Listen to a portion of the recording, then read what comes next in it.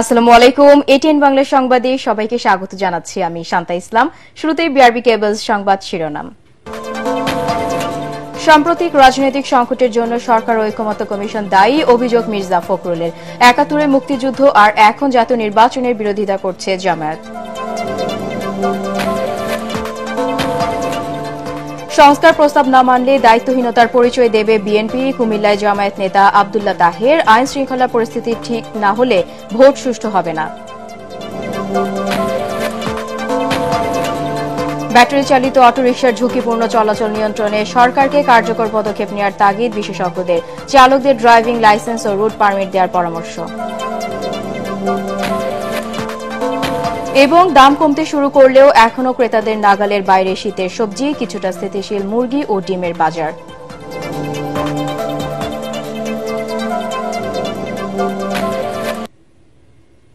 শুনছিলেন BRB cables সংবাদ শিরোনাম। এবারে জানিয়ে দেব বিস্তারিত সংবাদ। বাস্তবায়নের সুপারিশে স্বাক্ষর করা জুলাই সনদ পরিবর্তন করার মধ্য দিয়েই সরকার ঐকমত্য কমিশন বিশ্বাস ভঙ্গ ও প্রতারণা করেছে বলে অভিযোগ করেছেন বিএনপির মহাসচিব মির্জা ফখরুল ইসলাম আলমগীর। জাতীয় প্রেস ক্লাবে জেএসজির প্রতিষ্ঠা বার্ষিকী উপলক্ষে আলোচনা সভায় তিনি আরও বলেন, এর মধ্য দিয়েই অন্তর্বর্তী সরকার ও কমিশন দেশে নতুন রাজনৈতিক সংকট তৈরি করেছে। জামায়াতকে উদ্দেশ্য করে তিনি বলেন, নির্বাচন বানচাল ও বিলম্বিত করতে একটি দল রাজপথে আন্দোলনের নামে বিশৃঙ্খলা সৃষ্টি করছে। মহান মুক্তিযুদ্ধের বিরোধিতাকারী দলটি এখন জনমতের বিপক্ষে গিয়ে জাতীয় নির্বাচনের বিরোধিতা করছে বলেও অভিযোগ করেন বিএনপির মহাসচিব মির্জা ফখরুল। বলেন, জাতীয় নির্বাচনের আগে গণভোটের কোনো সুযোগ নেই। এ সময় নাগরিক ঐক্যের সভাপতি মাহমুদুর রহমান মান্না বলেন, জুলাই সনদ নিয়ে সংকট সৃষ্টি করা অন্তর্বর্তী সরকার সুষ্ঠু নিরপেক্ষ নির্বাচন করতে পারবে কিনা তা নিয়ে সংশয় দেখা দিয়েছে। এই নির্বাচনকে আজকে আপনার বানচাল করার জন্য, সেই নির্বাচনকে বিলম্বিত করবার জন্য একটা মহল উঠে পড়ে রয়েছে। আমরা খুব পরিষ্কার করে বলতে চাই, গণভোট নির্বাচনের আগে করার কোনো সুযোগ এখন আর নাই। নির্বাচনের দিনই গণভোট হবে, সে কথা আমরা পরিষ্কার করে বলেছি। 1971 সালে মুক্তিযুদ্ধের বিরোধিতা করেছেন। আজকে দয়া করে জনগণ যে নির্বাচন চায় সেই নির্বাচনের বিরোধিতা করবেন না।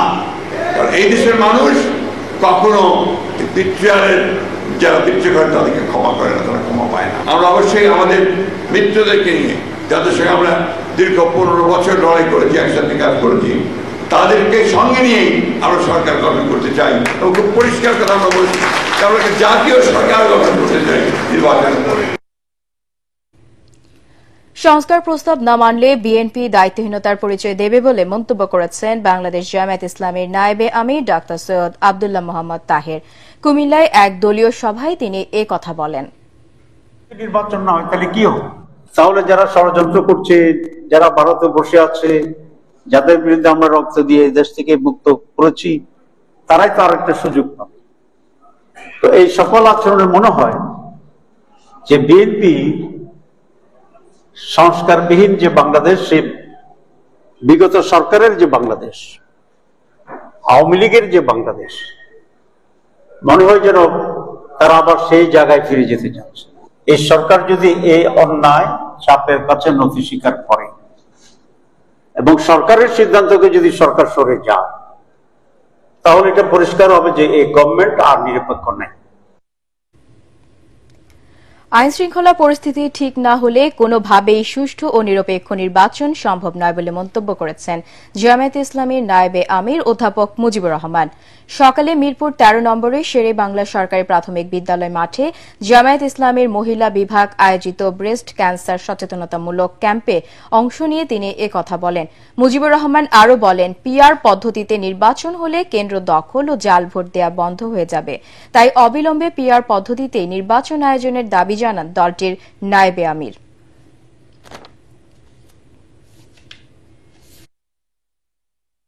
আমাদের নির্বাচনের আগে নির্বাচনী পরিবেশ দরকার।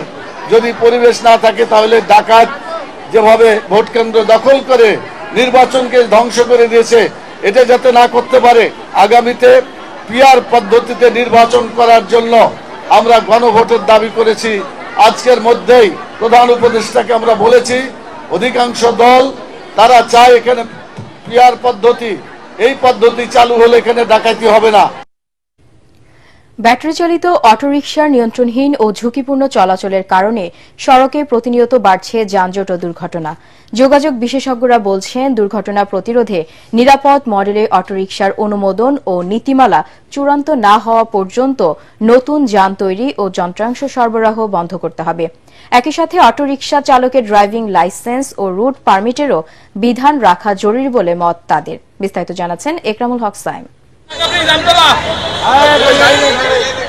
পাড়া মহল্লার অলিগলি কিংবা শহরের গুরুত্বপূর্ণ সড়কের দাপুটে যান অটোরিকশা।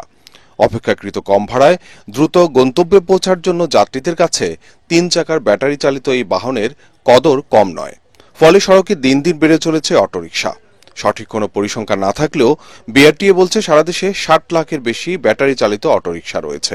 কেবল ঢাকাতে আছে 15 লাখের বেশি। উদ্বেগের বিষয় হল, ফিটনেসবিহীন এই যানবাহনের বেপরোয়া চলাচল ট্রাফিক ব্যবস্থাকে চরম বিশৃঙ্খল করে তুলেছে। প্রায় ঘটছে দুর্ঘটনা। এসব যান কয়েক দফা তুলে দেওয়ার চেষ্টা করেও আন্দোলনের মুখে ব্যর্থ হয়েছে সরকার। যদি বন্ধ করে দেয় তাহলে তো আমাদের চলার কোনো রাস্তা থাকবে না। এটা যদি বন্ধই করে দেয় সরকার, কি যে কোনো মাধ্যমে বন্ধই হয়ে যায়, তাহলে আমাদের কর্মের সংস্থা থাকা লাগবে। আমাদের অটোরিকশাগুলো একসময় শুধুমাত্র জীবিকার কথা বলা হয়েছে বলে নামানো হয়েছে, যেহেতু কর্মসংস্থানের একটা ঘাটতি আছে। কিন্তু এই অঙ্কটা এখন আর সহজ নাই। এখন অটোরিকশা শুধুমাত্র জীবিকার জন্য যে নামাচ্ছেন একজন, বিষয়টা তা না। আমি যেভাবে দেখি, আসলে কালো টাকা বিনিয়োগের এখন সবচেয়ে বড় খাত হচ্ছে অটোরিকশা। অবাক করার বিষয়, অটোরিকশার কোনো অনুমোদন বা লাইসেন্স কিংবা রুট পারমিটের প্রয়োজন হয় না। যদিও অটোরিকশা চলাচলে শৃঙ্খলা আনতে নীতিমালার খসড়া তৈরি করেছে সরকার। এক্ষেত্রে নিবন্ধন ও চালকের ড্রাইভিং লাইসেন্স থাকাকে বাধ্যতামূলক করা হচ্ছে। যে সিদ্ধান্তটা সরকার নিয়েছে, তারা ঢাকা শহরে 1 লাখ, চট্টগ্রাম শহরে 1 লাখ অটোরিকশার নিবন্ধন দিবে। কিন্তু 1 লাখ অটোরিকশার নিবন্ধনের জন্য দেশের বড় বড় মাফিয়া, যে সমস্ত বড় বড় বুর্জুয়া প্রতিষ্ঠানগুলো আছে, বড় গাড়ির ব্যবসার সাথে জড়িত, তাদেরকে যেভাবে নামিয়ে নিয়ে আসা হচ্ছে, আমি শঙ্কা করছি 1 লাখ অটোরিকশার নিবন্ধনের বিপরীতে 10 লক্ষ অটোরিকশা তারা বিক্রি করবে এক একটা শহরে। যদি এটার লগে আরো 10 লাখ যুক্ত হয়, তাহলে আমার পায়ে হাঁটাও বন্ধ হয়ে যাবে। অঙ্কটা হতে হবে যে আমার সড়কের সক্ষমতা, তার সাথে মানানসই কি পরিমাণ আমি অটোরিকশাকে নিবন্ধন দিতে পারবো, এবং নিবন্ধনের অথরিটি কারা হবে, তাদের সক্ষমতা আছে কিনা, তাদের লোকবল আছে কিনা, সেটাও কিন্তু একই সাথে দেখতে হবে। এটা যেহেতু যান্ত্রিক বাহন বলা হচ্ছে, তাহলে হয়তোবা বিআরটির উপর একটা দায়িত্ব পড়বে নিবন্ধন দেওয়ার। বিআরটির কি সক্ষমতা আছে? যোগাযোগ বিশেষজ্ঞ ডক্টর হাদিউজ্জামান মনে করেন, বর্তমান পরিস্থিতিতে অটোরিকশা চলাচল নিয়ন্ত্রণ করা সরকারের জন্য বড় চ্যালেঞ্জ। তবে আপাতত অটোরিকশা নিষিদ্ধ না করে নতুন করে এর উৎপাদন ও যন্ত্রাংশ সরবরাহ বন্ধ করার পরামর্শ তার। নীতিমালা যখন তৈরি করা শুরু হলো, সরকার কিন্তু বলতে পারতো যে যতগুলি অটোরিকশা নেমেছে এর বাইরে আর কেউ নামতে পারবে না। অটোরিকশার যে বিভিন্ন সরঞ্জামগুলি আছে, যেটা অ্যাসেম্বল করে আমাদের দেশে তৈরি হচ্ছে, এখন আমাদের দেশেই অটোরিকশা তৈরি হয়ে যাচ্ছে। তো এই সরঞ্জামগুলো, তাই ইনপুটগুলি আসলে বন্ধ করতে হবে। এর পাশে অটোরিকশার টেকনিক্যাল স্পেসিফিকেশন কি হবে, সেটা নিরাপত্তার দিক থেকে এবং একই সাথে সড়কে চলার উপযোগিতা আছে কিনা সেটা ভেবে আমার কি কি ধরনের সরঞ্জাম থাকতে হবে। যে অটোরিকশাগুলো ইতিমধ্যে নেমে গেছে, তাদেরকেও ওইটা কমপ্লাই করতে হবে। বিশেষজ্ঞদের মতে, অটোরিকশা চলাচলে এখনই কার্যকর উদ্যোগ না নিলে দীর্ঘমেয়াদে নৈরাজ্য তৈরি হবে সড়কে। ইকরামুল হক সায়েম, এটিএন বাংলা, ঢাকা। কমতে শুরু করেছে শীতের সবজির দাম, কিন্তু তা এখনো সাধারণ মানুষের নাগালের বাইরে। নিষেধাজ্ঞা কাটিয়ে ইলিশ ধরা শুরু হলেও বাজারে সরবরাহ দামও অনেক চড়া। এদিকে রাজধানীর বাজারে দেদারসে বিক্রি হচ্ছে বিলুপ্তপ্রায় ও আহরণ নিষিদ্ধ বাঘাইর মাছ। বিক্রেতারা বলছেন, নিম্নমানের চাল আমদানি হওয়ায় দাম কমেনি দেশি চালের। রাজধানীর বাজার ঘুরে আরো জানাচ্ছেন হুমায়ুন চিশতি।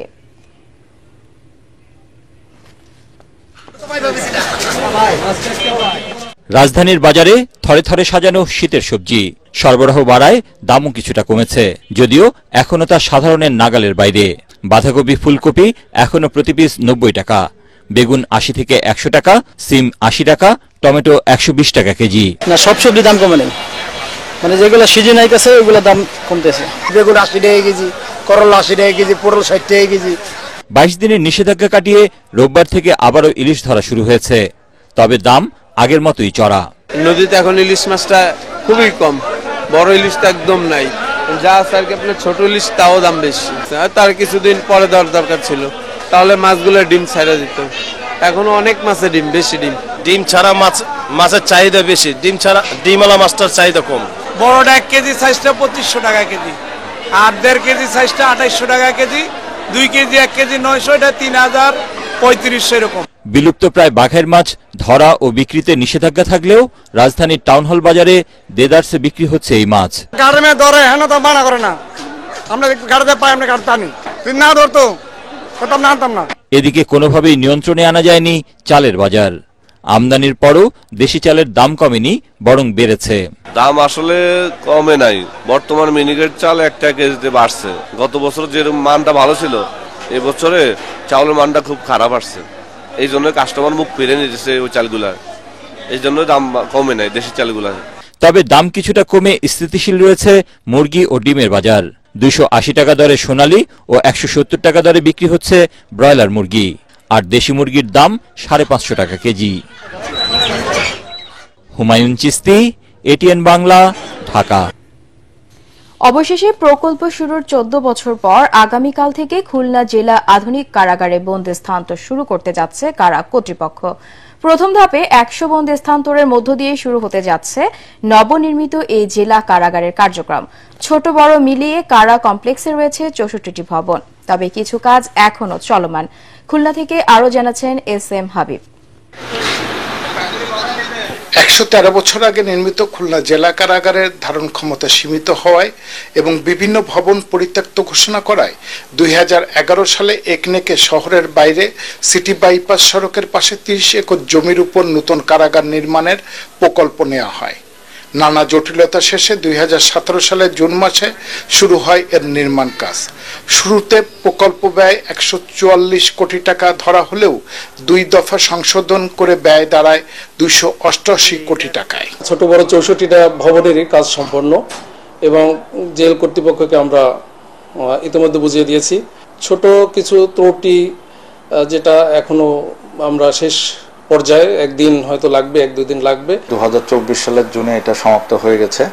তারপরে ওনারা বিভিন্ন ভবনগুলোতে ভিজিট করছে, করার পরে দেখে শুনে আমাদের কাছ থেকে ভবনগুলো বুঝে নিয়েছে।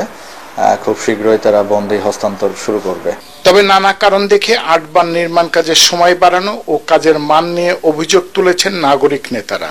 তাদের দাবি তদন্তের মাধ্যমে অভিযুক্তদের বিরুদ্ধে ব্যবস্থা নেওয়ার। কাজের মান এত নিম্নমানের যে এখনই উদ্বোধনের আগেই পলিস্টার খসে খসে পড়ছে। যথাযথ সুষ্ঠু তদন্ত সাপেক্ষে আইনের আওতায় নিয়ে এসে দৃষ্টান্ত স্থাপন করা উচিত, যাতে করে ভবিষ্যতে রাষ্ট্রের প্রকল্প নিয়ে তারা অবহেলা না করে। খুলনা কারাগারে নারী, পুরুষ, কিশোর ও দণ্ডপ্রাপ্ত বন্দীদের জন্য রয়েছে আলাদা ব্যারাক। থাকছে নারী পুরুষের পৃথক আধুনিক হাসপাতাল, স্কুল ও মোটিভেশন সেন্টার, হস্তশিল্প প্রশিক্ষণ সেট সহ বিনোদন সুবিধা। তবে কারাগারে নিরাপত্তা নিশ্চিতে পুলিশ ফাঁড়ি ও ক্যাম্প স্থাপন জরুরি। 1 নভেম্বর থেকে আমরা প্রাথমিক কার্যক্রম বন্দী নয় কার্যক্রম শুরু করতেছি। বিচারাধীন বন্দী থাকবে না, এখানে সাজাপ্রাপ্ত বন্দী সশ্রম এবং বিনাশ্রম। সংশোধনের জন্য যা যা প্রয়োজন সকল সুবিধাই নতুন কারাগারে রয়েছে, যার ফলে সেখানে বন্দী স্থানান্তর করা হলে বন্দীকে কারেকশন করাটা আমাদের জন্য সহজ হবে। বর্তমানে পুরনো কারাগারে বন্দী ধারণ ক্ষমতা 678 জন হলেও আছে প্রায় 1400-ও বেশি বন্দী। মন্দ না হলেও নতুন কারাগারে বন্দী স্থানান্তরের মধ্য দিয়ে পুরনো কারাগারে অতিরিক্ত চাপ অনেকটাই কমবে বলে জানিয়েছেন সংশ্লিষ্টরা। SM Habib, ATN Bangla, Khulna. এবার হিন্দুদের ভাগ্যোন্নয়ন ও দেশের উন্নয়নে ইসলামী সরকার প্রয়োজন বলে মন্তব্য করেছেন জামায়াতে ইসলামীর সেক্রেটারি জেনারেল ও সাবেক এমপি অধ্যাপক মিয়া গোলাম পরওয়ার। সকালে খুলনার ডুমুরিয়ার স্বাধীনতা চত্বরে অনুষ্ঠিত হিন্দু সম্মেলনে প্রধান অতিথির বক্তব্যে এসব কথা বলেন তিনি। মিয়া গোলাম পরওয়ার বলেন, হিন্দুদের নিয়ে এখন আর রাজনীতি করার সুযোগ নেই, তাদের ভয় দেখিয়ে লাভ নেই। হিন্দুরাও এখন দাঁড়িপাল্লার পক্ষে এক হয়েছে। গোলাম পরওয়ার বলেন, স্বাধীনতার পর থেকেই হিন্দু ধর্মাবলম্বীদের রাজনৈতিকভাবে ব্যবহার করা হয়েছে, তাদের ভোট নিয়ে ক্ষমতায় যাওয়া হয়েছে, কিন্তু তাদের ভাগ্যের পরিবর্তন হয়নি।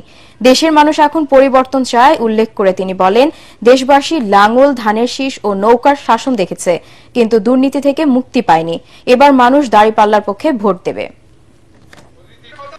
আমরা ফেব্রুয়ারিতে নির্বাচন চাই, জুলাই সদন বা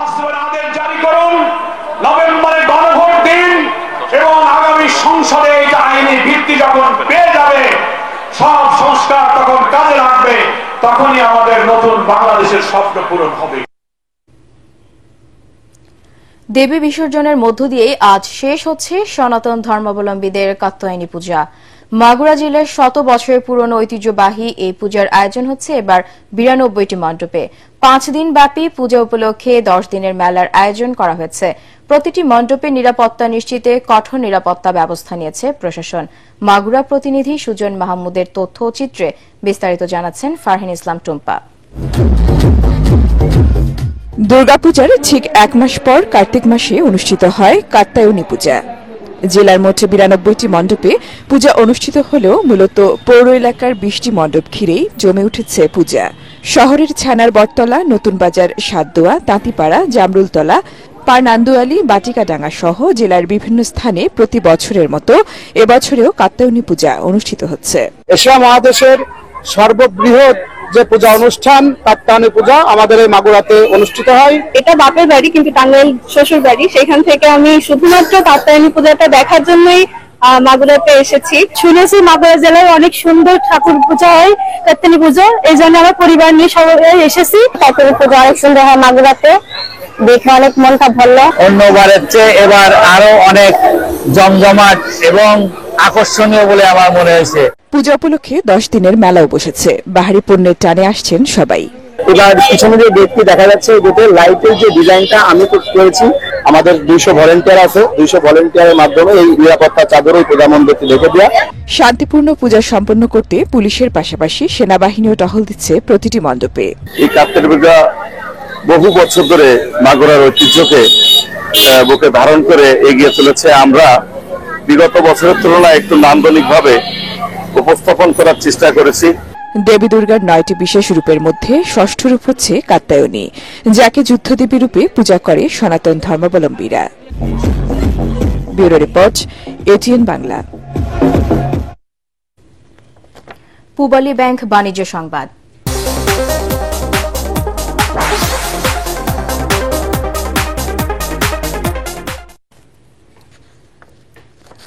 উৎসবমুখর পরিবেশে নাটোরে হয়ে গেল ঐতিহ্যবাহী পলো দিয়ে মাছ ধরার পলো উৎসব। হেমন্তের শেষ ও শীতের শুরুতেই নদী খাল বিলে পলো দিয়ে মাছ ধরার গ্রামীণ এই উৎসব আয়োজন এখন নেই বললেই চলে। আর তাই হারিয়ে যেতে বসা এই উৎসবকে নতুন প্রজন্মের কাছে তুলে ধরতে নাটোরের বালিয়াডাঙ্গা গ্রামের বিলটঙ্গী ও সুলতানপুর গ্রামের দারকির বিলে আয়োজন করা হয় এই উৎসবের।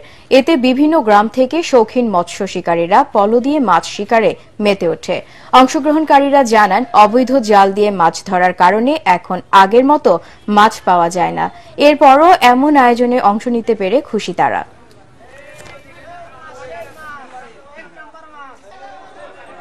আগের মতন আর মাছ নাই, এখন সব পুকুর তৈরি করেছে আর বিল সব ভরঠায় সব হয়ে গেছে। কাতি মাসের দিকে আমাদের ঐতিহাসিক যে এই মাছ মারার একটা মিলন মেলা, সেই মেলায় আমরা প্রতিবার অংশগ্রহণ করি। মোটামুটি আমি 4টা পাইছি, এটা আলহামদুলিল্লাহ খুব খুশি হয়েছে। আমরা এই বিলে মাছ মারবে আসি, প্রতিবারই মাছ পাই, কিন্তু ওই চাইনা জাল বিলে মাছ শেষ করে দেয়। আল আরাফা ইসলামী ব্যাংক অর্থ সংবাদ।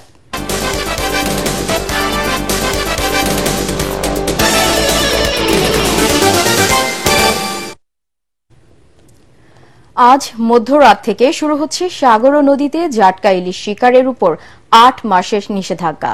ইলিশ উৎপাদন বৃদ্ধির লক্ষ্যে 1 নভেম্বর থেকে 30 জুন পর্যন্ত চলবে এই নিষেধাজ্ঞা। এ সময় 10 ইঞ্চির ছোট জাটকা ধরা, বেচা কেনা, পরিবহন, বিনিময় ও মজুত করলে 1 বছর থেকে 2 বছরের সশ্রম কারাদণ্ড অথবা 5,000 টাকা পর্যন্ত জরিমানা হতে পারে। জাটকা রক্ষায় পটুয়াখালী জেলা প্রশাসন, জেলা মৎস্য অফিস, কোস্টগার্ড ও নৌ পুলিশ সমন্বয়ে সাগর নদীতে অভিযান চালানো হবে জানিয়েছে জেলা মৎস্য বিভাগ। অবরোধকালীন সময়ে জেলার নিবন্ধিত 89,000 জেলেকে 4 মাস ভিজিএফ কর্মসূচির আওতায় মাসে 40 কেজি করে চাল দেয়া হবে। এবার সন্ধানী লাইফ ইন্স্যুরেন্স আন্তর্জাতিক সংবাদ।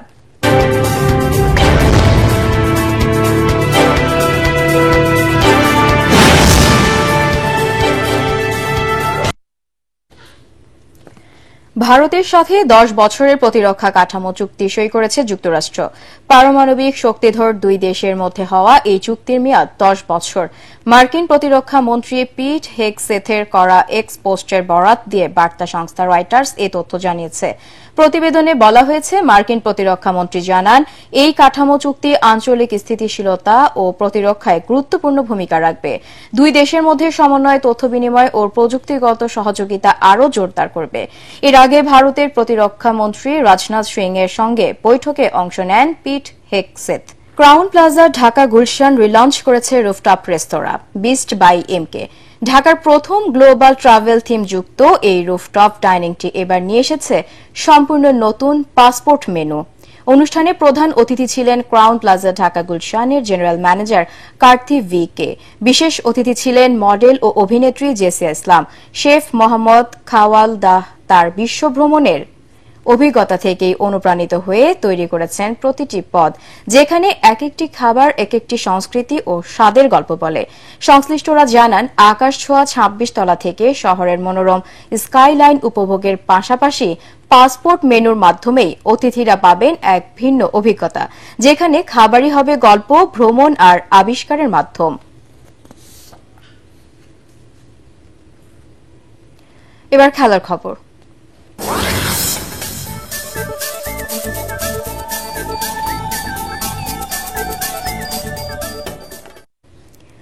হোয়াইট ওয়াশ এড়ানোর লক্ষ্যে ওয়েস্ট ইন্ডিজের বিপক্ষে তৃতীয় টি-20তে সন্ধ্যায় মাঠে নামবে বাংলাদেশ।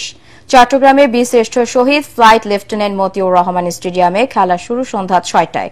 টাইগারদের মূল ভাবনা ব্যাটিং নিয়ে। দ্বিতীয় ম্যাচে ক্যারিবীয়দের মাত্র 149 রানের টার্গেটে 135 রানের বেশি তুলতে পারেনি তারা।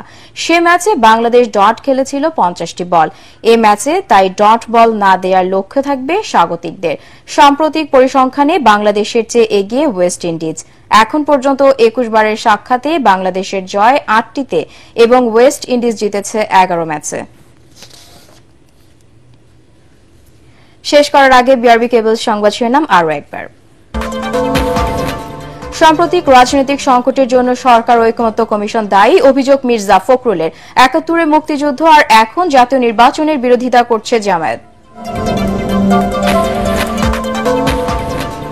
সংস্কার প্রস্তাব না মানলে দায়িত্বহীনতার পরিচয় দেবে বিএনপি। কুমিল্লায় জামায়াত নেতা আব্দুল্লাহ তাহের। আইন শৃঙ্খলা পরিস্থিতি ঠিক না হলে ভোট সুষ্ঠু হবে না।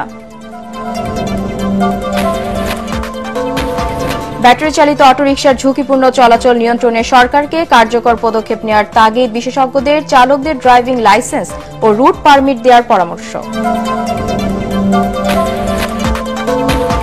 এবং দাম কমতে শুরু করলেও এখনও ক্রেতাদের নাগালের বাইরে শীতের সবজি। কিছুটা স্থিতিশীল মুরগি ও ডিমের বাজার।